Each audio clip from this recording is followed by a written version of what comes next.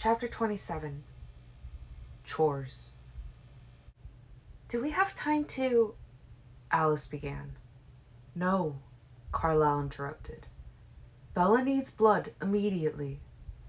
Alice sighed. "If we went to the hospital first, things got more complicated." Carlyle sat beside me in the back seat of the Cayenne, fingers pressed lightly against Bella's carotid artery, one hand supporting her head. Her splinted leg stretched out across Emmett's thighs on the other side of me. He wasn't breathing. He stared out the window, trying not to think about the blood drying all over Bella, Carlyle, and me. Trying not to think about what I had just done, the impossibility of it, the strength he knew he didn't have. Instead, he mulled over his dissatisfaction with the fight. Because, honestly, he'd had the tracker, totally contained, though the tracker fought and squirmed and thrashed to avoid Emmett's crushing arms. There was no chance any of this struggle could have helped him, and Emmett was already breaking him when Jasper lunged into the blood-drenched room. Jasper, mangled and ferocious, eyes sharp and empty at the same time, looking like some forgotten god or incarnation of war, projecting an aura of pure violence. And the tracker had stopped trying.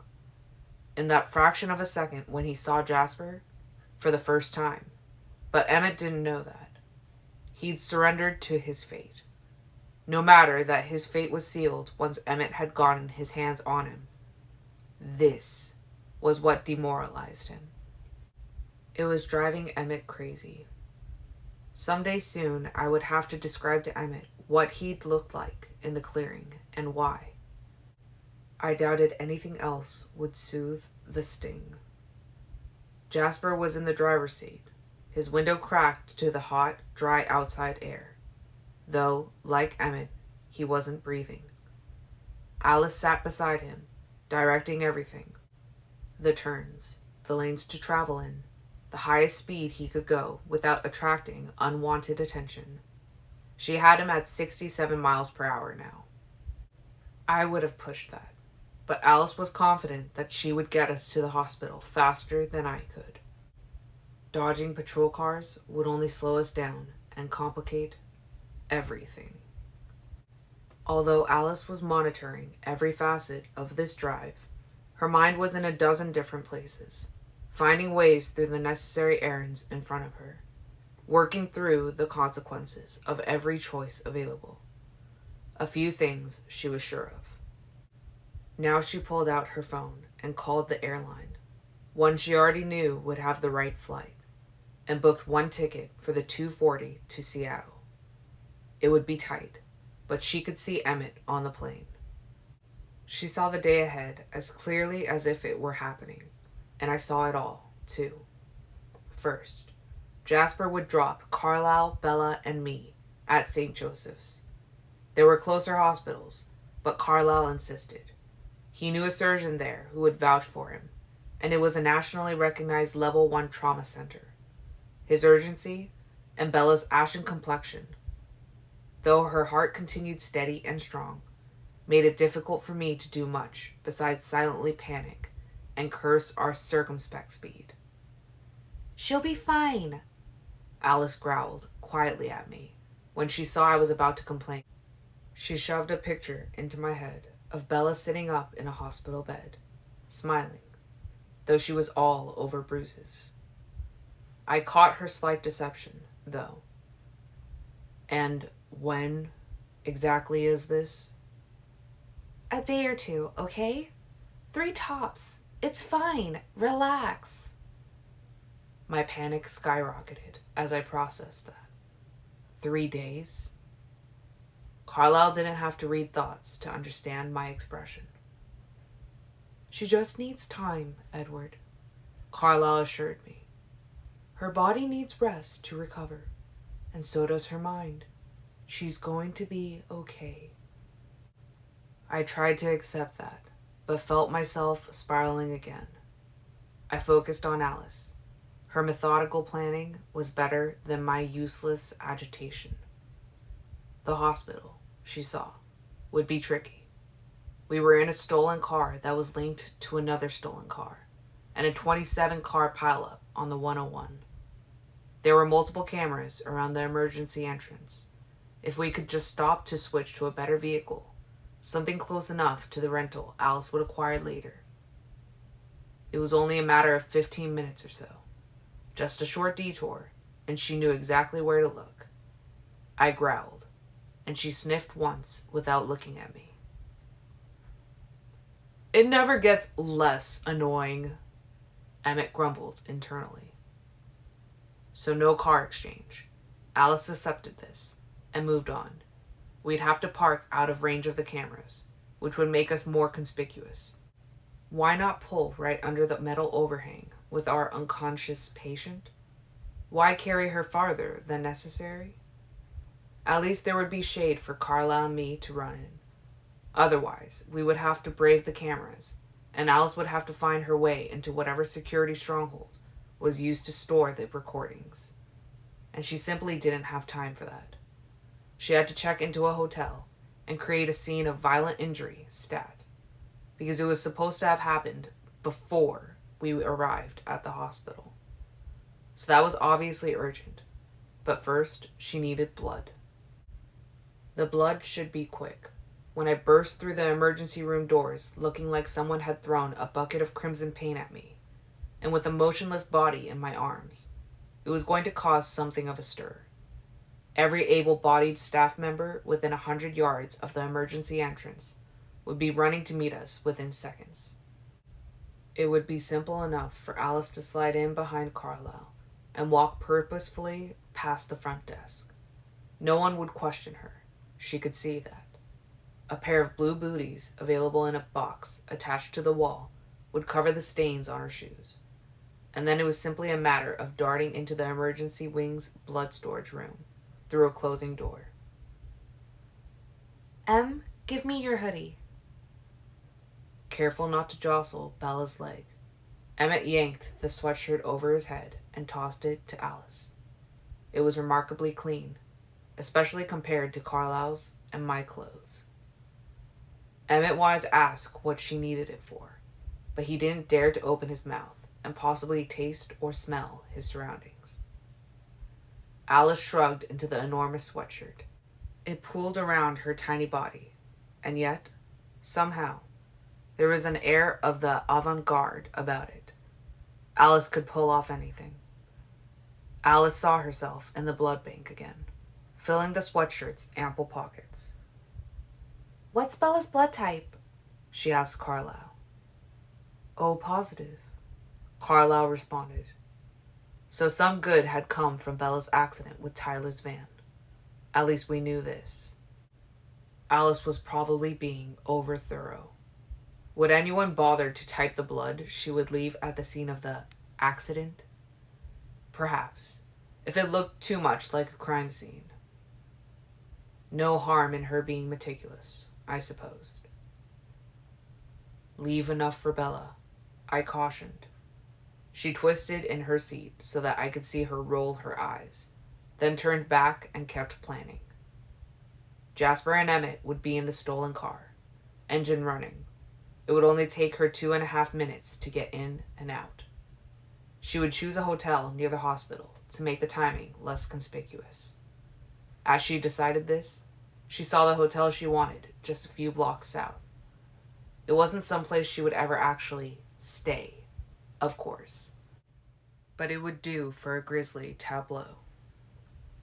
It felt like watching in real time as she ran through the check-in. Alice strides into the modest lobby of the hotel. On her, the maroon-dyed shoes and the long hoodie tied around her waist look like a fashion statement. The woman at the desk is alone. She looks up, not very interested at first, but then she processes Alice's stunning face. She stares with awe, barely noticing that Alice's hands are free. But Alice is dissatisfied. The vision rewinds. Alice is back in the hospital, exiting the blood bank with her pockets full of 4 cold, quietly sloshing bags. She makes the shortest detour, ducking into a curtained-off treatment area. A woman sleeps, her vitals beeping on the monitors behind her. There is a sack with the woman's belongings, and beside it a blue duffel bag. Alice takes the bag and returns to the hallway. The detour adds only 2 seconds to her trip. Alice is back in the hotel lobby. She wears no sweatshirt, and the duffel bag is slung over her shoulder. The woman behind the counter does her double take. There is nothing wrong with the picture now. Alice asks for 2 rooms, double occupancy for one, single for the other. She puts her driver's license, not a fake, on the counter with a credit card in her own name. She chatters about her companions, her father and her brother, who have gone to find covered parking for the car. The woman starts typing on her computer. Alice glances at her wrist. It's bare. The vision pauses. Jasper, I need your watch. He held out his arm, and she took the bespoke brigade, a gift from her, off his wrist. He didn't bother to wonder why. He was too used to this. The watch hung loose against her hand. She wore it like a bangle bracelet, and it looked perfect. She could start a trend. The vision resumes. She looks at the watch dangling in such a chic way from her wrist. It's only 10:50, she says to the woman. Your clock there is fast. The woman nods absently, typing the time Alice had just fed her into the reservation.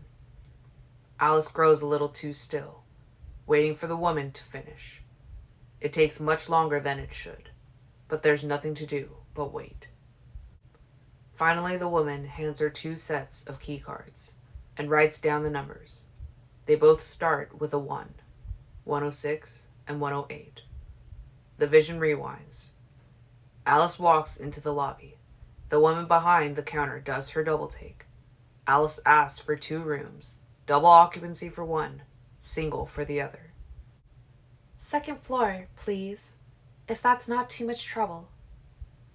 She puts her cards on the counter. She chatters about her companions. The woman starts typing in her computer. Alice corrects the time. Alice waits. The woman hands her 2 sets of key cards.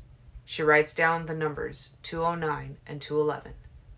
Alice smiles at her and takes the keys. Alice moves at human speed until she is in the stairwell. Alice ducks into both rooms, dropping the duffel bag in the first, and turns lights on, closes curtains, puts out the "Do Not Disturb" signs. Blood bags in hand, she flits down the empty hallway to another stairwell. No one sees her. She pauses at the landing in the middle of the flight. At the base of the stairs is an exit to the outside. The door is flanked by a floor-to-ceiling pane of glass. There is no one near the exit on the outside. Alice dials her phone. Sound the horn for 3 seconds. An obnoxiously loud klaxon rises from the parking lot, covering the sound of the heavy traffic on the freeway. A different freeway, one we did not all but shut down. Alice hurls herself down the stairs, curling like a bowling ball. She smashes through the dead center of the tall window. The glass lands on the sidewalk and gravel, some of it flying all the way to the pavement of the parking lot. It creates a pattern like a sunburst, glittering in the white shine from above. Alice retreats to the shadow of the door, and, one by one, rips the blood bags open using the broken glass fragments in the window frame, leaving blood on the edges. She flings the contents of one bag so it sprays out in a fan like the glass. The next 2 she pours onto the edge of the sidewalk, letting it pool up and soak into the concrete and run onto the pavement. The horn goes silent. Alice dials again. Pick me up. The Cayenne appears almost immediately. Alice dashes through the sunlight to duck into the back, the last bag of blood clutched in her hand. And then I was back in the present with her. Alice was satisfied with how that section would play out. She turned her attention to the next parts. None of it as much fun, but all still vital. Fun, I scoffed. She ignored me. Back to the airport. She chooses a white Suburban from the rental counter. It doesn't look that much like the Cayenne, but it's large and white, and any witness with a story that doesn't match will be written off. She doesn't see any such witnesses, but she's being meticulous. Alice drives the Cayenne. She's having an easier time with the scent than Jasper and Emmett, even though Bella is no longer in danger from them. The smell burns them when they breathe. They follow at a distance in the Suburban. She finds a car wash called Deluxe Detail. She pays with cash and warns the boy at the counter, who is staring, mesmerized, at her face, that her niece threw up a bunch of tomato juice in the back seat. She points to her shoes. The besotted boy promises that the car will be spotless when they're finished. No one will question this story. The technician, fearing the scent of vomit will make him ill, will breathe only through his mouth. She gives the name Mary. She thinks about washing her shoes off in the bathroom, but sees that it won't help very much. She will wait an hour for the car to be finished.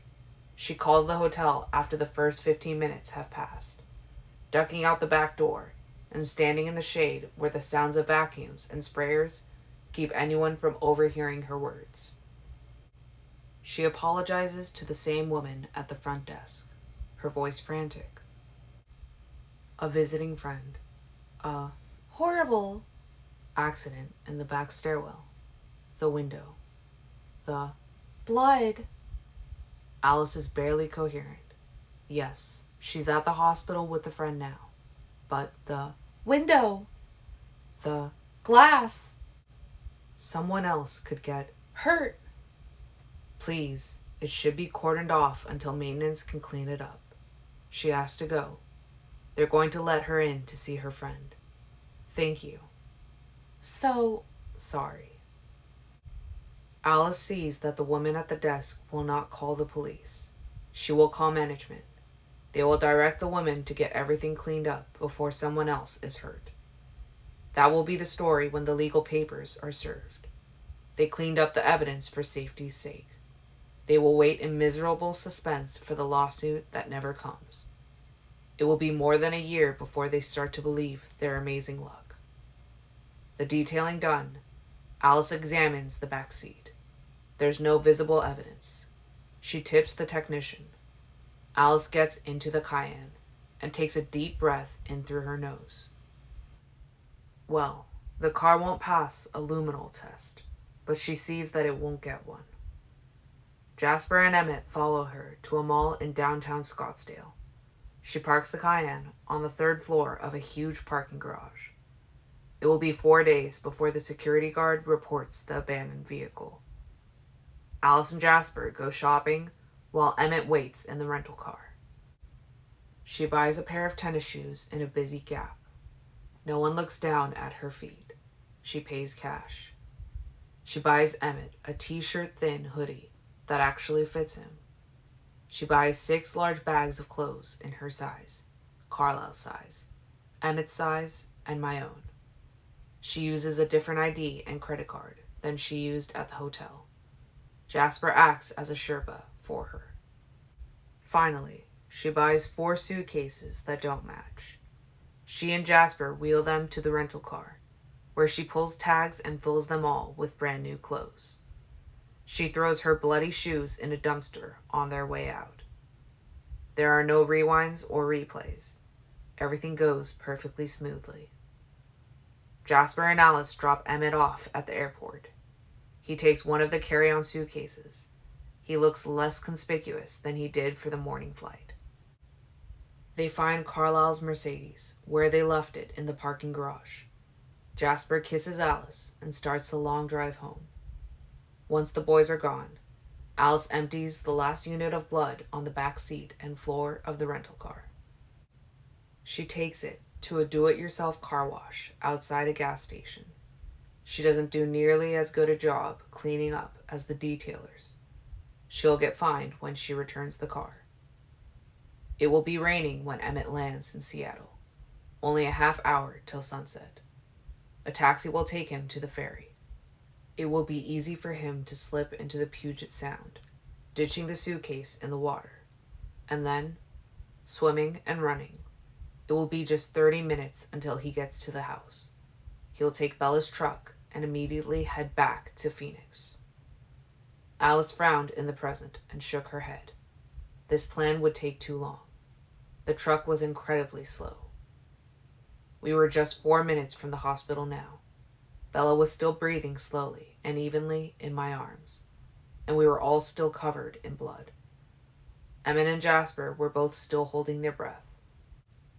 I blinked and tried to reorient myself. When Alice's visions were detailed like this, it was easy to lose track of what was happening in the moment.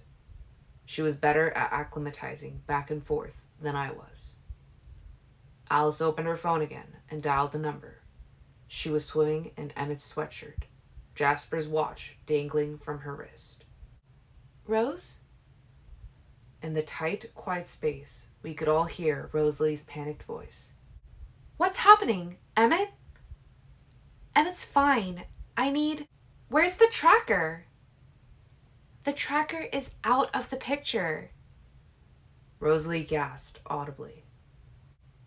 I need you to rent a flatbed tow truck. Alice instructed. Or buy one. Whatever's faster. Something with some kick. Load Bella's truck and meet Emmett in Seattle. His flight lands at 5:30. Emmett's coming home? What happened? Why am I towing that ridiculous truck? For a brief moment, I wondered why Alice was sending Emmett home at all. Why not let Rosalie just bring the truck here? It was the obvious solution. And then I realized that Alice couldn't see Rosalie helping us in that way. And I felt an ice-cold wave of bitterness at the reminder. Rosalie had made her choice. Emmett wanted to reach for the phone, to calm Rose, but he was still unable to open his mouth. It was amazing how well both he and Jasper were doing. I thought the extra stimulation of the fight was probably still affecting them, helping them ignore the blood. Don't worry about it, Alice said curtly. I'm just cleaning up the loose ends. Emmett will give you all the details. Let us know it's over, but we'll be detained for a bit. She should stay near Bella's father in case the redhead... Rosalie's voice went flat. She's coming for Charlie? No, I don't see that, Alice assured her. But better safe, right? Carlisle will call her as soon as he can. Hurry up, Rose. You've got a deadline. You're such a brat. Alice disconnected the phone. Well, Emmett will get to keep the clothes, at least. I'm glad. They're going to look amazing on him. Emmett was pleased with the call, happy to know he would be with Rose in just hours, and she would get his side of the story. No reason at all to mention the ridiculous thing with Jasper. If Alice didn't see any problems with the redhead, then Rose could make the ride back to Phoenix with him. Or maybe she wouldn't want to. He looked down at Bella's wan face, her fractured leg. A deep swell of fraternal affection and concern washed over him. She's such a good kid. Rose is going to have to get over this, he thought to himself. Pronto. Alice's brow was furrowed. She thought through her chores and looked at the consequences of all the hundreds of choices she had made. She saw herself at the hospital, bringing us clothes from our suitcases so we could get out of our bloody things. Had she caught everything? Had any details slipped her mind? Everything was fine, or it would be. Well done, Alice, I whispered approvingly. She smiled. Jasper pulled up to the emergency room, keeping his distance from the camera on this side of the entrance, looking for our shade. I adjusted my grip on Bella and prepared to go through it all again for the first time.